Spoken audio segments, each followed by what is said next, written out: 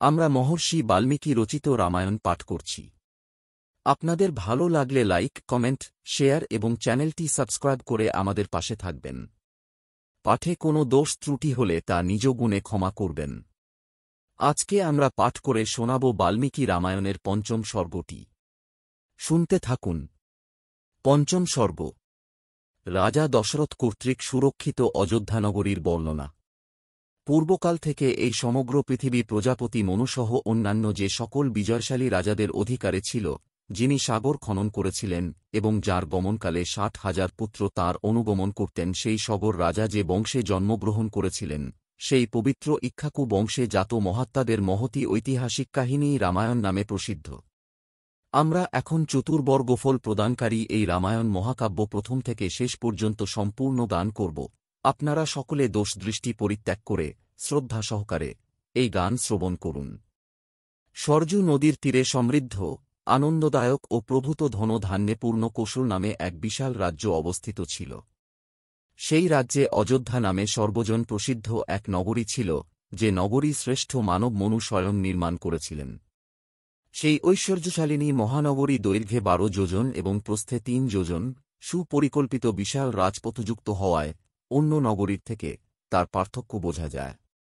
বৃক্ষচ্যুত ইতস্তত বিকীর্ণ পুষ্পে সুদৃশ্য, প্রত্যহ জলসিঞ্চনে সিক্ত, সুষ্ঠু বিভক্ত রাজপথগুলি দ্বারা সেই অযোধ্যা নগরী ছিল সুশোভিত।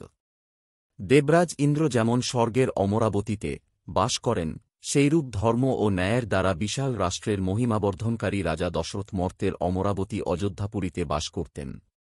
প্রাচীর দ্বারা পরিবেষ্টিত এবং ওই প্রাচীরের গায়ে মধ্যে মধ্যে কপাট ও তোরণযুক্ত সর্বপ্রকার যন্ত্র ও অস্ত্র শস্ত্র সজ্জিত এবং সর্বপ্রকার শিল্পী যেখানে বাস করেন, এইরূপ পুরীতে রাজা দশরথ বাস করতেন। সুত এবং মাগধদের দ্বারা সমাবৃত, ঐশ্বর্য সমন্বিত, অতুলনীয় শোভাসম্পন্ন, উচ্চ অট্টালিকা এবং তাদের শীর্ষদেশে উড্ডীন পতাকাযুক্ত এবং বহুসংখ্যক শতগ্নিবাণ সংযুক্ত অযোধ্যাপুরীতে রাজা বাস করতেন।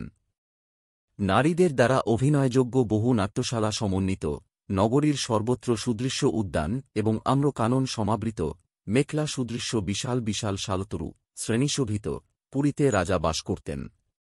চতুর্দিকে শত্রুদের অগম্য পরিখা বেষ্টিত এবং অশ্ব, গজ, গো, উষ্ট্র ও গর্দব প্রভৃতি পশুসম্পদে পরিপূর্ণ পুরীতে রাজা বাস করতেন। রাজস্বদান কর্মরত সামন্তরাজগণ পরিবৃত এবং বিভিন্ন দেশবাসী বণিকগণ সমাবৃত পুরীতে রাজা দশরথ বাস করতেন। দেবরাজ ইন্দ্রের অমরাবতীর ন্যায় সুশোভিত রত্ন নির্মিত পর্বত সুদৃশ্য প্রাসাদ এবং নারীদের লীলানিকেতনে পরিপূর্ণ পুরীতে রাজা দশরথ বাস করতেন।